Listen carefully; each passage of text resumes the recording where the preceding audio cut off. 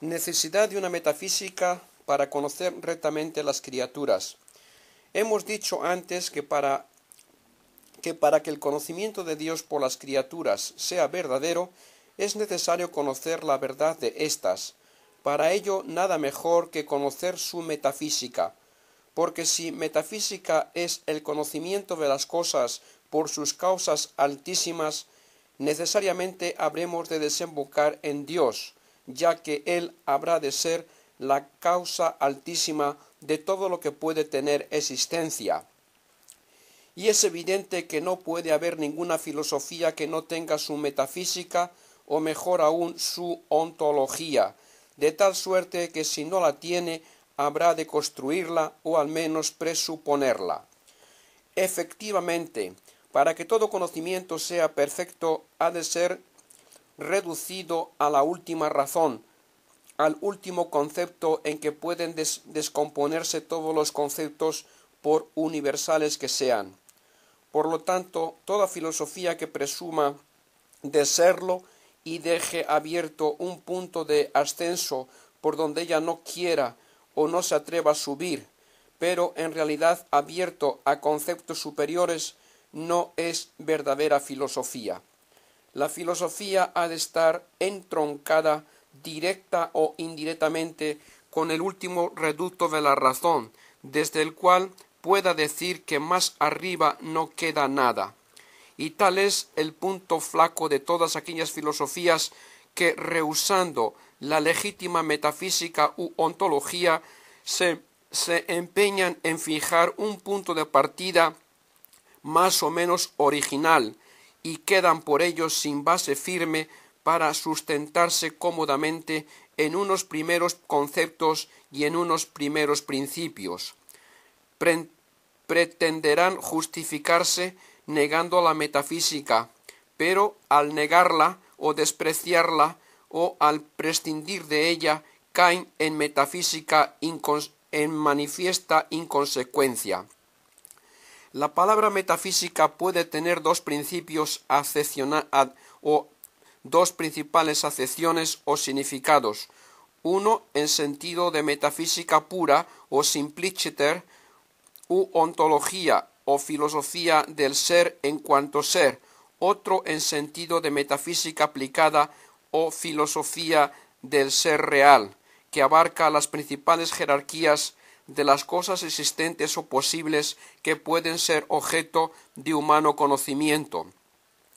A la primera se la ha llamado también metafísica general y a la segunda metafísica especial.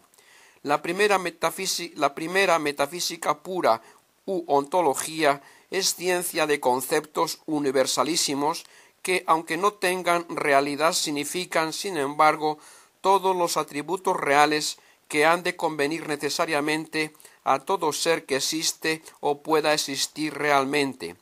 La filosofía tradicional no da otro realismo a su agregia filosofía prima.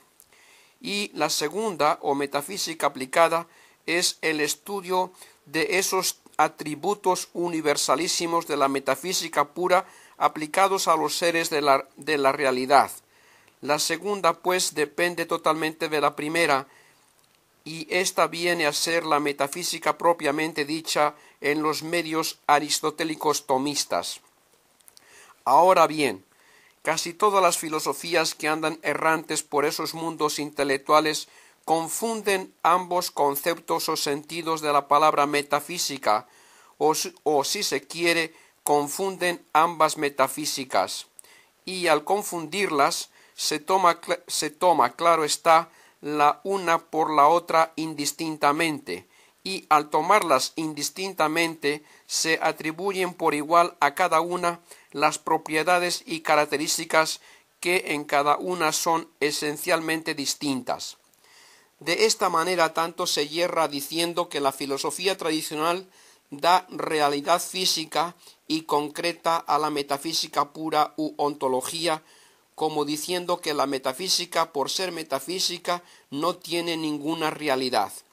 Con ello se hace la doble confusión siguiente: decir que la filosofía tradicional concede a la metafísica pura u ontología la realidad de la metafísica aplicada, y decir que la metafísica aplicada no tiene realidad porque se la ha confundido o identificado con la ontología o metafísica pura, a la cual la filosofía clásica nunca ha dado realidad concreta.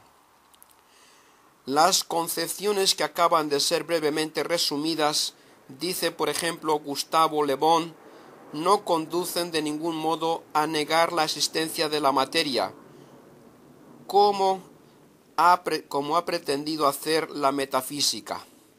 ¿De qué metafísica se trata?, preguntamos nosotros. Al parecer se trata de la filosofía en general. La metafísica, dice Augusto Comte, intenta sobre todo explicar la íntima naturaleza de los seres, el origen y el destino de todas las cosas, el modo esencial de producirse todos los fenómenos, pero en lugar de emplear para ello los agentes sobrenaturales propiamente dichos, los reemplaza cada vez más por aquellas entidades o abstracciones personificadas cuyo uso en verdad característico ha permitido a menudo designarlas con el nombre de ontología. La eficacia histórica de estas entidades, dice líneas más abajo, resulta directamente de su carácter equívoco, pues en cada uno de estos entes metafísicos inherente al cuerpo correspondiente, sin confundirse con él, el espíritu puede a voluntad, según que esté más cerca del estado teológico o del estado positivo, ver o una verdadera emanación del poder sobrenatural o una simple denominación abstracta del fenómeno considerado. Esas entidades pegadizas de que habla Augusto Comte dan a entender con claridad el concepto que tenía de la metafísica tradicional. Sus mismas palabras demuestran que nunca se tomó la molestia de ver de cerca lo que era la ontología aristotélico-tomista y el grado de relativa realidad que siempre se ha dado a las especulaciones universalísimas sobre el ser en general.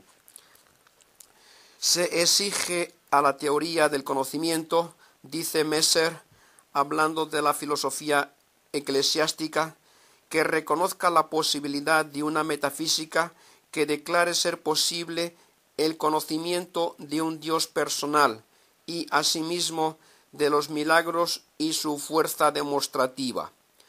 La metafísica desde luego debe proporcionar las pruebas de la existencia de Dios, así como las de la inmortalidad y libertad del alma humana.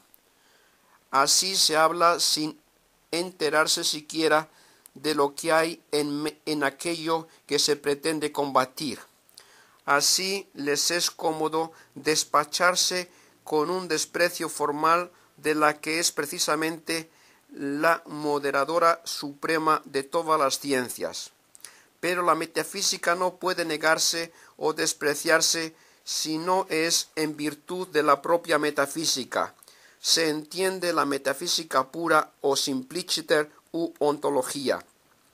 Esta consiste en la máxima abstracción, es decir, es una ciencia que denomina las cosas en la máxima pluralidad o universalidad, tomando de ellas las notas más comunes en que muchas metafísica aplicada o todas metafísica pura u ontología convienen, y así poderlas declarar en una sola expresión o concepto. Todo aquel que niega, pues, la metafísica propiamente dicha, cae en metafísica contradicción, puesto que nadie puede negar una cosa, cualquiera que sea, para expresar una verdad o un juicio de materia universal, si no es haciendo múltiples abstracciones. En realidad, toda filosofía ha de presuponer un concepto supremo, que es el concepto de entidad o ser universalísimo. No se trata de que ese universalísimo concepto o idea exista o no exista, sino que todo concepto científico del orden que quiera suponerse ha de estar realmente comprendido en él, y viceversa. Lo que se diga del ente común o sumamente abstraído ha de convenir realmente a todo ser real. Puede ser la cosa en sí de Kant, o el yo puro de Fichte, o el absoluto de Schelling, o la idea de Hegel, o la utilidad de Sanders James, o el inconsciente de Hartmann, o los valores de Rickert, o la vida de Simmel, o la vida historia de Detail, o la intuición de Husserl, o la existencia de Heidegger, etcétera, etcétera. Más arriba de estos conceptos queda el ser, y más arriba del ser no hay concepto alguno al que el ser sea reductible, porque el ser lo encierra todo en una comprensión universal. Así como en las verdades o proposiciones demostrables, dice Santo Tomás, debe ascenderse a algunos principios por sí conocidos, así también debe procederse cuando queremos averiguar qué es cada cosa en particular. De lo contrario, habría un proceso al infinito, pereciendo toda posibilidad de conocimiento científico. Ahora bien, aquello que primero concibe el entendimiento como la cosa más conocida y a lo cual pueden reducirse sin extensión todos los demás conceptos, es el ente, como dice Avicena. Por lo tanto, todos los conceptos posibles del entendimiento quedan comprendidos dentro de él.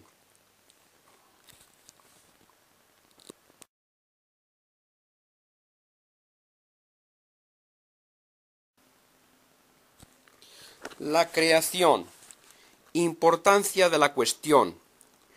Es tan importante la doctrina filosófica de la creación que viene a ser la base fundamental o punto de apoyo de toda la filosofía cristiana. Casi afirmaríamos que desde este punto de vista pueden dividirse en dos todas las filosofías, o mejor aún, que no hay más que dos filosofías, una razonable y verdadera, que admite y profesa la verdad de la creación, y otra racionalista y falsa, que la niega o menosprecia. Efectivamente, por la creación es Dios el dueño y soberano de todo el universo, y por lo tanto de nosotros mismos, pudiendo por este título reclamar todos los derechos de sumisión y vasallaje. Ninguna criatura puede escapar a la acción y autoridad suprema de Dios. Es el gran Señor y verdadero propietario de todo el mundo corpóreo, y es el que rige y gobierna en todas las esferas y jerarquías de los seres. Negada, en cambio, la creación, aun no teniendo en cuenta el cúmulo de contradicciones ontológicas consiguientes, Dios perdería los títulos de soberanía sobre todas las cosas. Y a propósito de lo dicho en páginas precedentes, el concepto de creación cristiano tomista no es más que la consecuencia de una ontología o metafísica del ser.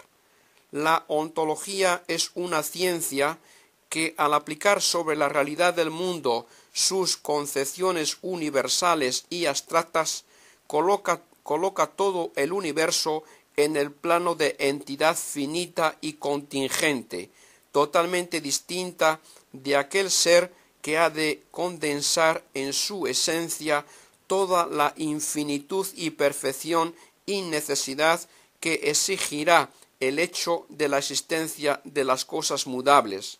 Y con este paso la ontología se ha convertido en cosmología, que es la metafísica del ser material.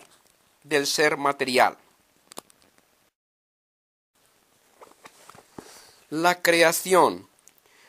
las posturas contrarias. Pero claro está, el fantasma del error nos sale al paso con toda la floración de su ambigua dialéctica para declararse incompatible con el concepto genuino de creación y echarnos en cara nuestra comodidad al compartirla como solución a los enigmas del universo. Ellos, en cambio, nos ofrecen sus ensayos que, vistos un poco de cerca, en nada difieren de los errores de la antigüedad, de los cuales no son más que una repetición vistosa y disimulada, teniendo en cuenta, por otra parte, que están completamente previstos en nuestra filosofía. La creación les parece un recurso demasiado fácil y simplista para dar solución al problema ontológico del ser, es decir, para explicar el enigma de la existencia. Es demasiado fácil y también demasiado difícil. Fácil porque se tajan con una solución gratuita las dificultades que ofrece la realidad del mundo, y difícil porque de suyo la creación es un concepto ininteligible. Es decir, que en nuestro caso será mucho más científico el complicarnos los problemas y las soluciones aún disponiendo de evidente explicación. Sin ello se perderían los encantos de la sutileza y tortuosidad científicas, y es lástima que cosas tan trascendentales y profundas estén al alcance de cualquier peatón. Viste más y es mucho más culto poner en cuarentena lo evidente y oscurecer con hojarasca dialéctica las cuestiones que de puro fáciles perderían todo su interés. Es como si al que pretendiera demostrar al mediodía la luz del sol, señalando su presencia, se le dijera que esto es demasiado fácil, que el camino científico único y verdadero y que podría dar fuerza o evidencia a la demostración sería cerrar los ojos y por un cálculo astronómico matemático lleno de recovecos y laboriosidades llegar a descubrir que por ser en aquel momento mediodía el sol resplandece. Bien vendrían aquí las palabras del apóstol: non exultan fecit Deus sapientiam huius mundi. Es necio buscar otras demostraciones de la luz meridiana sólo porque se supongan tontamente de mayor mérito y presentación. Como hacen muchos, dice Descartes, que desdeñan todo lo que es fácil y no se ocupan sino de las cosas difíciles, acerca de las cuales amontonan ingeniosamente conjeturas en verdad sutilísimas y razones muy probables, mas después de muchos trabajos advierten tarde por fin que han aumentado sólo la muchedumbre de las dudas, pero que ninguna ciencia han adquirido. Y habiendo creído, dice en otra parte, que era indigno de un hombre de letras confesar que ignoraba alguna cosa, acostumbraron de tal modo a adornar sus falsas razones que acabaron después por convencerse a sí mismos y luego ya para hacerlas pasar por verdaderas. La creación, la postura tradicional. No queremos decir ni mucho menos que el concepto de creación sea una cosa fácil de averiguar y demostrar, en el sentido de entender lo que es la creación en sí misma. La creación en sí misma es un misterio, y un misterio incomprensible y trascendente, que nunca podremos ver en esta vida. Para entender la creación, punto de enlace entre Dios y el mundo, dice Sertilange, sería necesario poder entender bien lo que es Dios y lo que es el mundo.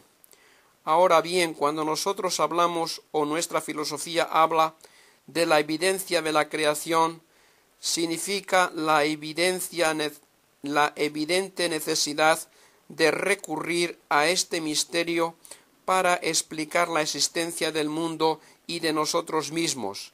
De otro modo, no eludiríamos el absurdo lamentable de un universo increado.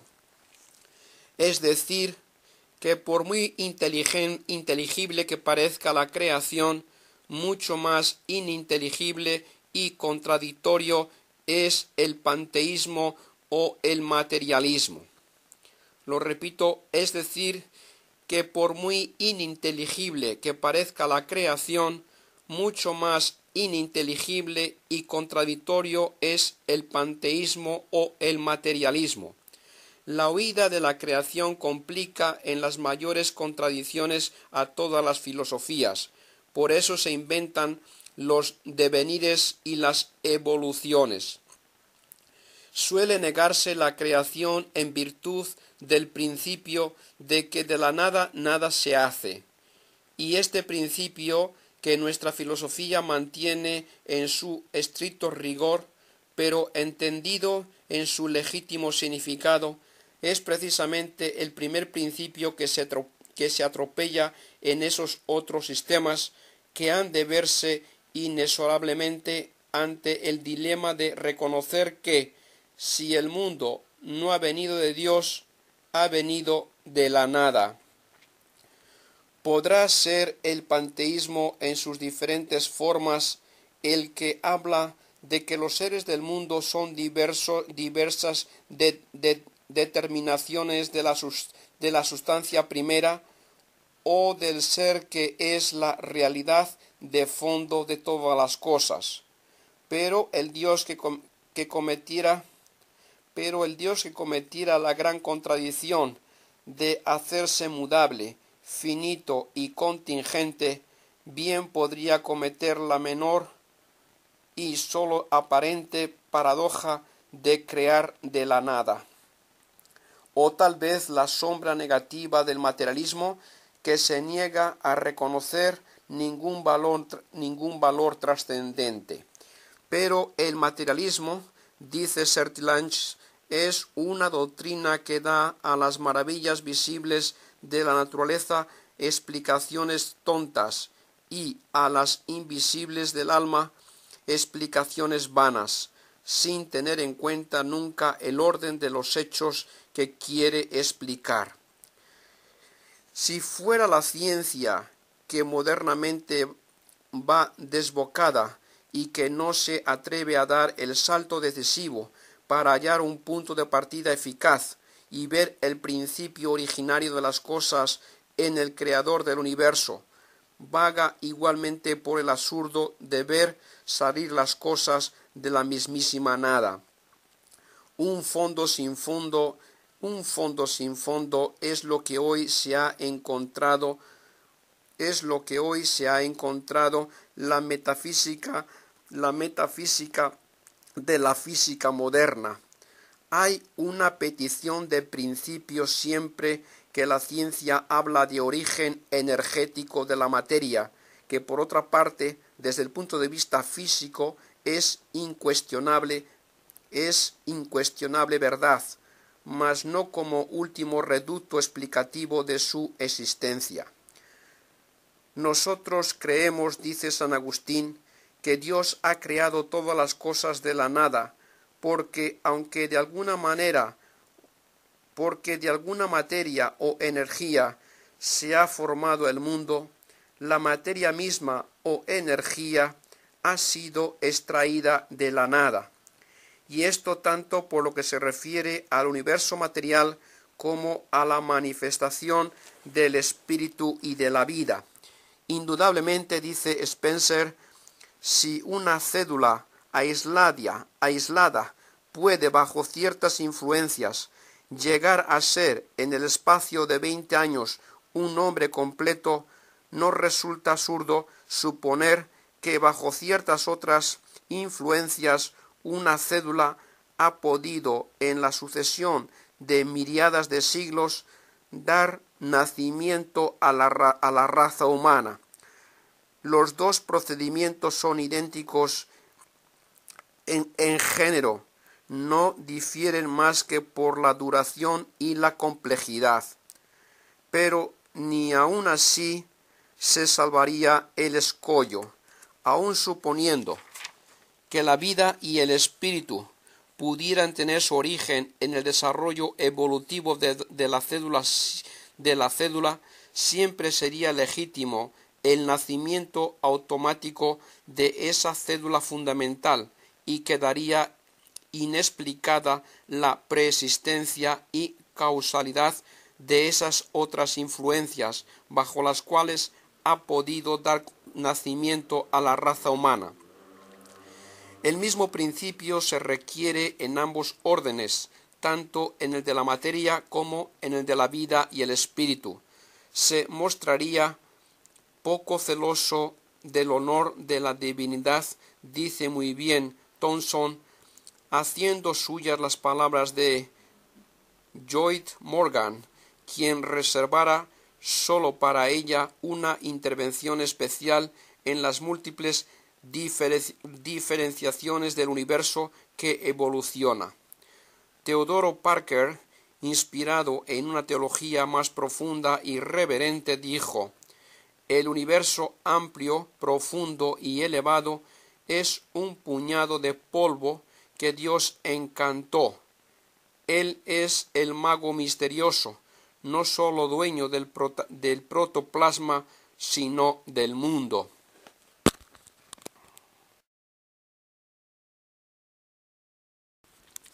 La creación. Adversarios de la creación.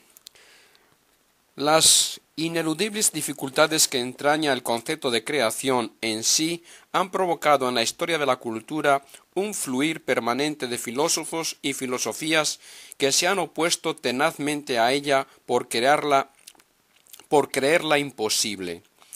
No hablemos ya de los primitivos, de quienes dice Santo Tomás que nunca tuvieron la más remota noción de causalidades trascendentes, desde tales a Anaximandro, pasando por Heráclito y posteriormente Pitágoras y más tarde Genófanes y Parménides, etc., vienen dando vueltas las diversas enseñanzas anticreacionistas que posteriormente habrían de renovarse y difundirse en avalancha incontenible. Ya más cerca de nosotros será Giordano Bruno, el gran suscitador de aquellos errores en sentido un tanto pitagórico, pero al mismo tiempo precursor de los grandes panteísmos modernos.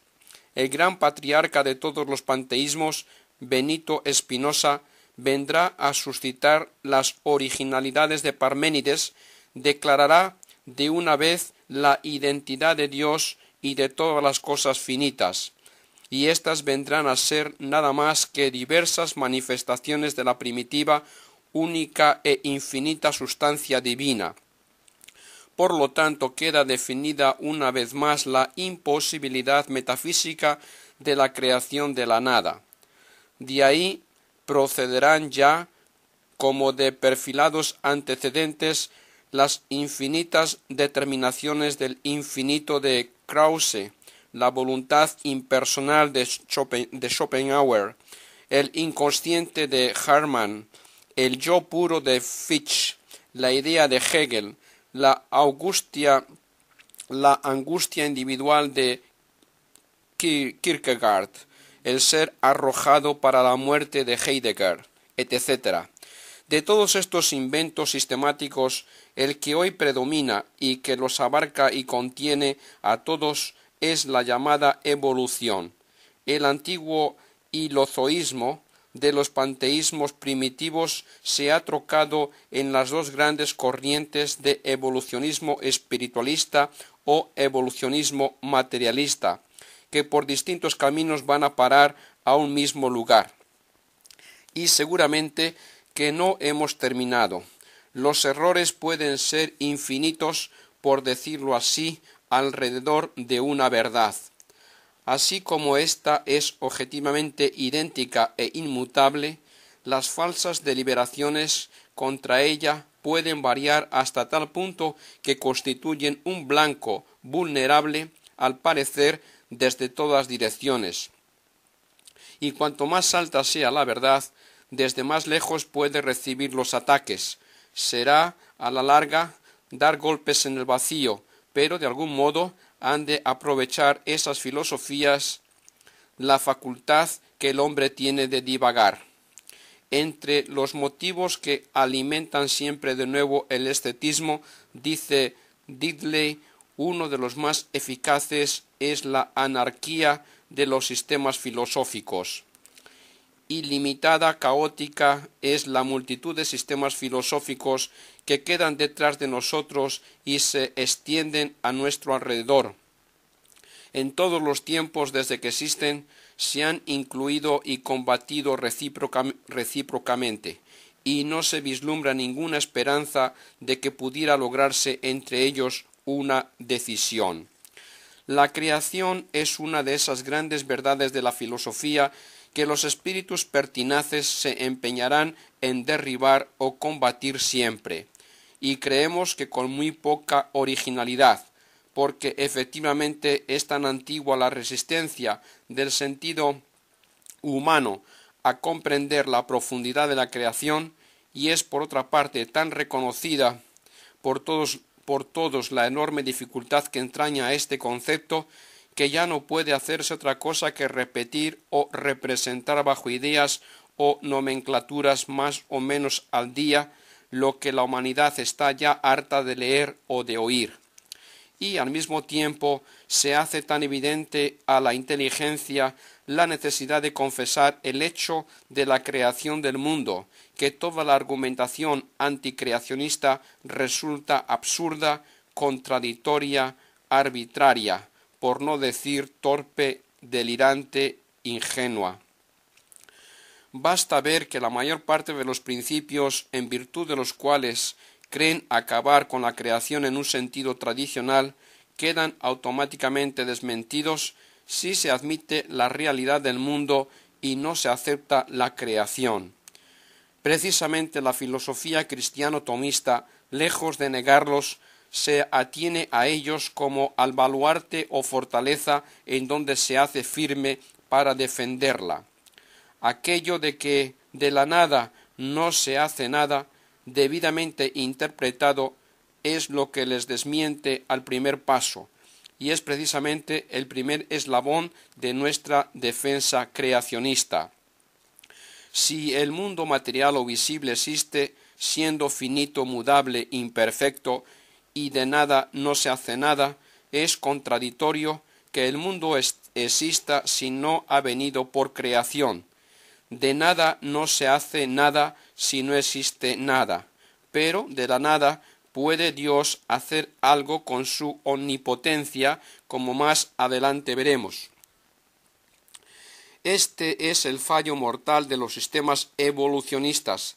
Diríase que esos sistemas tienen miedo a perder la estimación de su originalidad, y hasta podríamos afirmar que si a todo el racionalismo moderno se le cambiara una sola pieza en la primera de sus páginas, o una sola afirmación desde el punto de partida, es decir, si a todos los sistemas filosóficos racionalistas se les cambiase la negación por el reconocimiento de la creación del mundo, perderían su razón de ser, y podríamos decir que ya no hay más que una sola filosofía, porque el principal fundamento de esos sistemas consiste en negar la creación por una pirueta deslumbrante al comienzo de sus discursos, pirueta por la cual quieren demostrar que de la nada se hace algo, que el más sale del menos,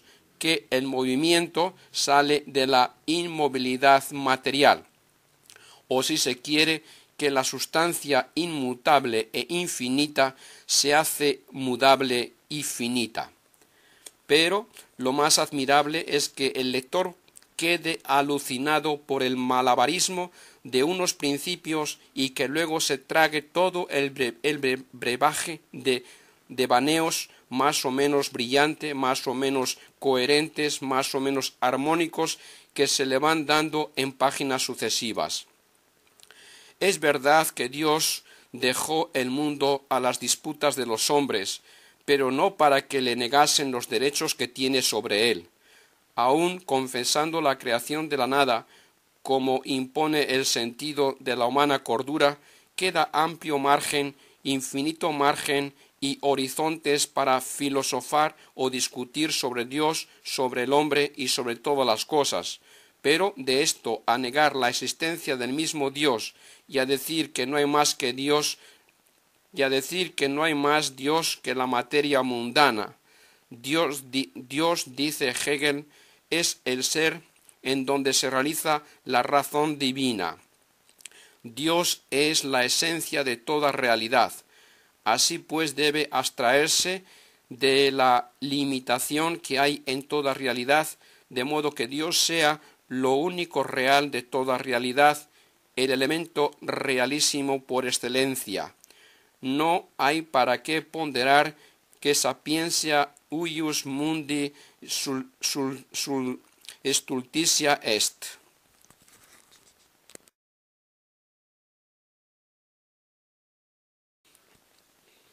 El evolucionismo. La evolución que antes decíamos se encara con todos los principios, tanto los primeros de la razón como los que próximamente sirven para demostrar la evidencia de que el mundo ha sido creado, con lo cual se sustituye una dificultad por otra mucho más invencible. Por evitar la creación se resbala en la negación de toda lógica o dialéctica razonable. Pueden incluso empeñarse en negar obstinada y descaradamente la fuerza del principio de contradicción, pero ello no hará más que ponerles en evidencia, aunque sea el maestro Hegel, que viene a ser el supremo jerarca de todos los evolucionistas contemporáneos. Hegel es el que ha cometido la original extravagancia de suscitar a Heráclito entre nosotros, total para venir a demostrar o repetir que el ser indeterminado es simultáneamente la nada.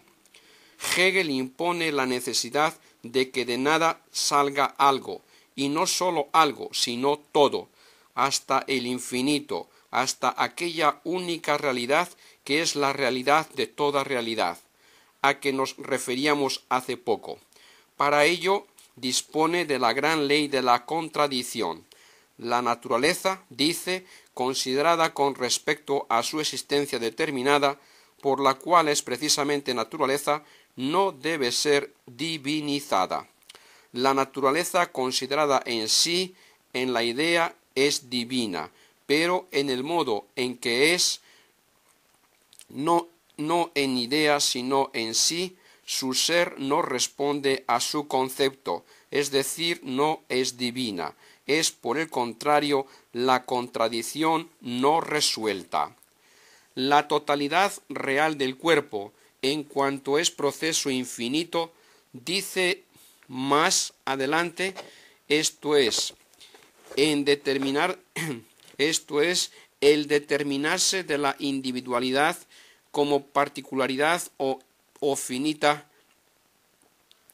es a la vez el negarse ésta y el volverse en sí y restaurarse a fin del proceso conforme era al principio. Es por esto una elevación a la primera idealidad de la naturaleza, pero de modo que ésta ha llegado a ser unidad plena, la cual, refiriéndose a sí misma, es esencialmente negativa, alimentada de sí y subjetiva. La idea de este modo llega a la existencia. Partiendo pues de la idea divina de la naturaleza, que es absolutamente idéntica a la nada, hemos llegado a la naturaleza como unidad plena con capacidad para existir autárquicamente. ¿Puede alguien hacer caso de esos delirios?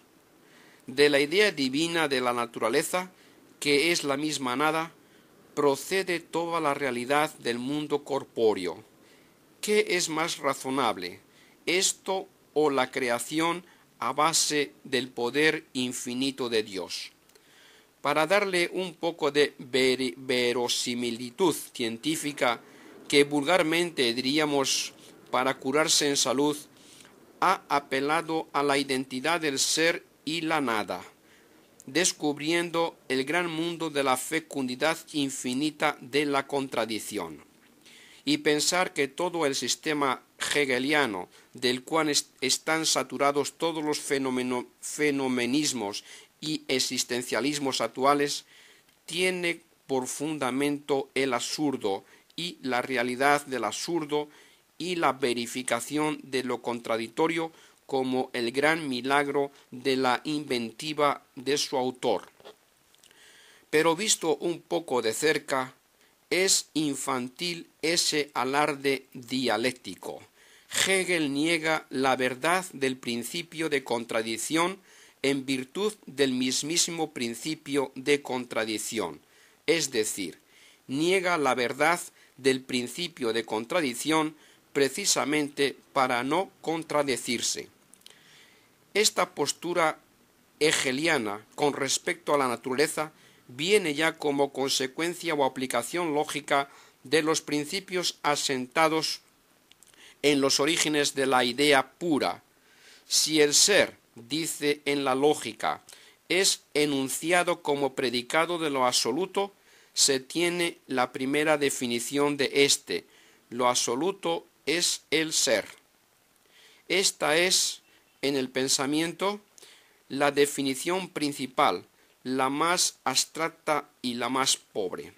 Este puro ser es la pura abstracción y por consiguiente es lo absolutamente negativo, lo cual tomado también inmediatamente es la nada. El evolucionismo, pues, ha encontrado la magnífica solución para explicar sin creación el origen del mundo, y esta solución es la identificación del ser y de la nada. En un principio es el ser en abstracto, pero como es abstracto e indeterminado, y lo indeterminado es la nada, el ser es simultáneamente no ser o la nada. Para que venga la distinción real de los dos, esto es, para que pueda encontrarse una diferencia objetiva que discrimine con perfectos contornos el ser de la nada, sólo hace falta el pensamiento, la reflexión, que convierta lo indeterminado en determinado, lo abstracto en concreto, que señale una diferencia al ente común para que quede particularizado. La reflexión, dice, se pone en marcha en busca de una determinación precisa, por medio de la cual el ser pueda ser distinto de la nada. Y el ser es considerado entonces, por ejemplo, como lo que permanece en todos los cambios, la materia infinitamente determinable. La reflexión sigue diciendo más adelante que encuentra para el ser y para la nada determinaciones más profundas es el pensamiento lógico, por medio del cual estas determinaciones se producen de un modo no ya accidental, sino necesario. Todo significado que reciben ulteriormente han de considerarse por lo mismo solamente como una determinación más precisa y una definición más verdadera de lo absoluto. y tal cosa no será ya una vacía abstracción como el ser y la nada, sino más bien algo concreto de que ambos, el ser y la nada, son momento.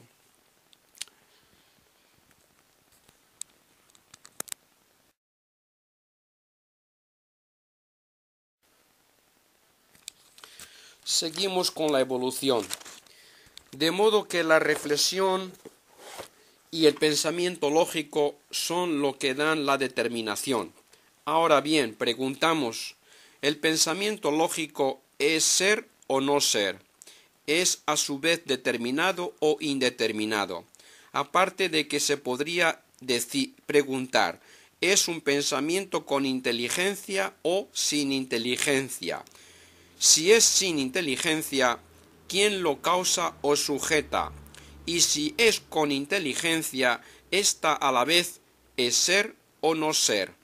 Pero ya sabemos que todo el secreto de la síntesis hegeliana está en el devenir, la palabra mágica de los últimos tiempos. El devenir hegeliano viene a ser una unidad o identidad del ser y de la nada que provoca todas las determinaciones o particularidades concretas. La nada, dice, es considerada como ente inmediato igual a sí mismo, lo que el ser es. La verdad del ser, como de la nada, es pues la unidad de entre ambos. Esta unidad es el devenir. El devenir, sigue diciendo, es la verdadera expresión del resultado del ser y de la nada, como la unidad de estos no es sólo la unidad del ser y de la nada, sino la inquietud en sí, la unidad que no es sólo como relación consigo misma, sin movimiento, sino que mediante la diversidad del ser y de la nada que está en aquel, que es en sí contra sí misma. El ser determinado, por el contrario, es esta unidad o el devenir en esta forma de la unidad. Luego concreta más la función del devenir, que vendrá a ser como la mecánica o la materialización del pensamiento lógico. En el devenir, el ser como uno con la nada y la nada como uno con el ser se desvanecen. El devenir coincide mediante su contradicción en sí con la unidad, en la cual son suprimidos los dos. Su resultado es, por consiguiente, el ser determinado. Pero ahora podemos preguntar, como hacíamos antes del pensamiento lógico, ¿el devenir es ser o es nada? Y siendo ser o siendo nada, ¿es determinado o indeterminado? Ahora bien, si es ser, necesita eficiencia, y hay que remontarse de nuevo al concepto de ser y nada. Si es nada, ha de permanecer en la indeterminación, y por lo tanto sigue siendo nada. Ahora bien, siendo absolutamente nada, he aquí a la nada calificando a la nada anterior, a la cual causa con su acción vivificadora. No son posibles más vanos sudores para construir una tan grande y arbitraria fantasía, tan sencillo y tan científico como sería recurrir a la omnipotencia divina, en donde sabemos que se solucionan razonablemente todos los misterios sin contradicciones. Que si misterio, y reconocemos que lo es en sí grande, es la creación desde la nada. Creo, amigo lector, que no es menor misterio ni más luminosa explicación la del devenir evolucionista, que mecánica y ciegamente, no ya solo sin omnipotencia, nos identifica el ser con la nada para sacarnos de la nada el ser.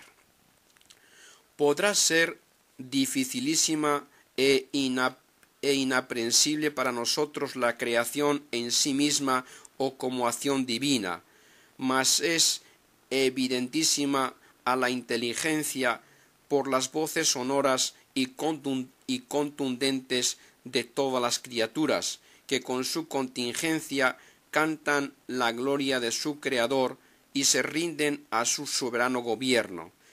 Celi errant gloriam Dei et opera manum eius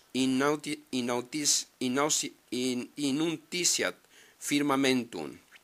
Pero es mucho más difícil aún e inaprensible la existencia del mundo vista a través de la negación de los principios que precisamente se quiere salvar.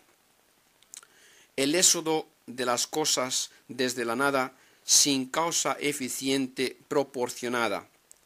El más saliendo del menos, el movimiento de la inmovilidad material, una indeterminación haciendo determinaciones, una creación, en fin, mucho más misteriosa que la creación razonable de la filosofía cristiana. Y son curiosísimas las frases lapidarias de esos ingenios que vienen a ser disparadas como sentencias axiomáticas y desautorizadoras de todos los que no confiesan su mismo parecer, algo así como quien dando primero da dos voces, pero debe parecer cosa de maravilla, dice el mismo Hegel, oír repetir también en nuestros días con ingenuidad: de nada no nace nada, o de algo solamente nace algo, sin tener conciencia de que constituyen el fundamento del panteísmo, y demostrando no saber que los antiguos agotaron ya todas las consideraciones que en torno a estos dos juicios pueden hacerse. Ahora va a resultar que los que defendemos el principio de que de la nada no nace nada, vamos a ser panteístas. Y como, por otra parte, los antiguos ya se hartaron de dar razones para defenderlos, es mejor cambiar de principios, como quien cambia de vestido con la moda. Como los antiguos también agotaron todas las consideraciones en torno a que los tres ángulos de un triángulo son iguales a dos rectos, o que el hombre es animal racional, será conveniente buscar nuevas fórmulas y costumbres de razonar sobre las verdades más universales, cambiando las leyes del pensamiento. Y total, para venir a justificarse con la negación del valor ontológico del principio de contradicción. Pero sobre esto hay que decir unas palabras. Eso de que la contradicción de por sí sea fecunda, de que el ser y no ser sean la misma cosa, eso de que el principio de contradicción ha perdido su validez ontológica para dar paso a la nueva ley del beso de contradicciones, ¿no será una humorada? ¿O no está dicho por Hegel con absoluta insinceridad y falta de honradez científica? ¿No tiene tal vez seguras sospechas de que la cultura humana no va a comulgar con tamaña rueda de molino? Desde luego que sí, y vamos a demostrarlo.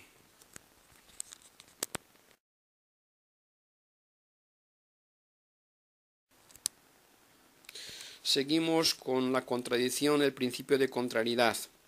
Pues bien, nuestra filosofía reconoce que el puro ser indeterminado es la pura nada, o sea que es una idea lógica desprovista necesariamente de toda realidad. He aquí, he aquí como todos los esfuerzos dialécticos de Hegel para demostrar la identidad del ser y la nada se reducen a afirmar en definitiva lo que de buen grado puede afirmar Santo Tomás y el sentido común científico de todos los filósofos. Esto no es una contradicción, y si lo llama así es igual. Nosotros, en este sentido, también la admitimos, es cuestión de nombres. Ahora bien, ¿cómo saca Hegel el ser de la nada? Pues así, procurando huir como puede de la misma contradicción que ha establecido como ley maravillosa de fecundidad hilarante. Hace intervenir surrepticiamente una entidad metafísica que ya es real o posible, pero determinada en virtud del devenir.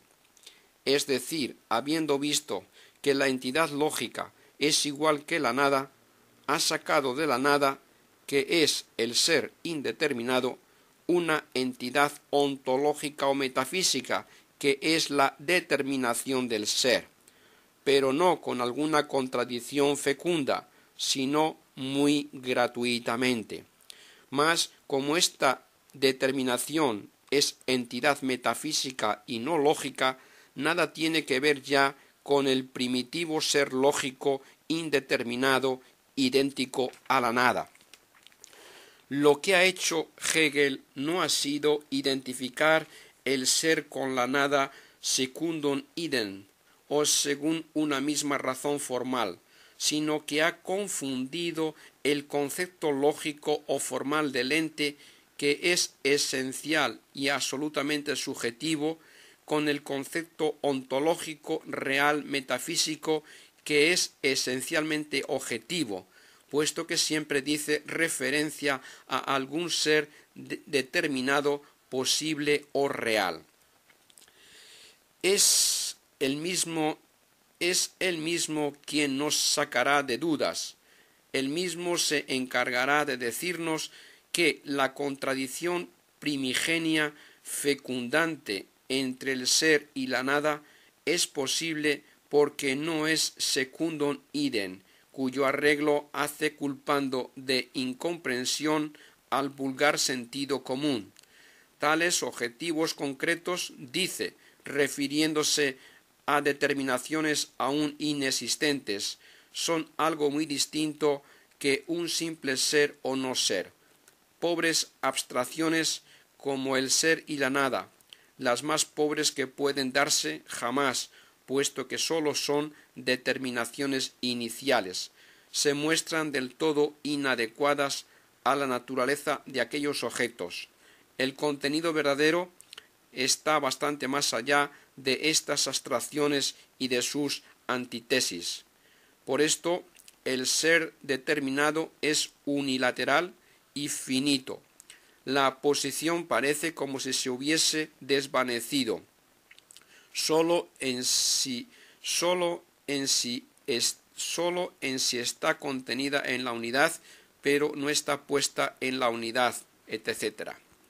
Y toda la lógica hegeliana está concebida bajo esta señalada y perfecta diferencia del ser inmediato e inmediatizado con respecto al ser mediato y calificado de alguna finitud o determinación. La contradicción sería formal y verdadera si, en vez de decir que el ser lógico y la nada son lo mismo, dijera que la nada lógica y el ser metafísico u ontológico son lo mismo. Y esto es precisamente lo que Hegel trata de evitar a través de todo su iloicismo panteísta. Más sincero y más honrado hubiera sido aceptar el concepto real de creación que hacer inútiles acrobacias paralogísticas para atravesar el abismo entre la nada y la existencia.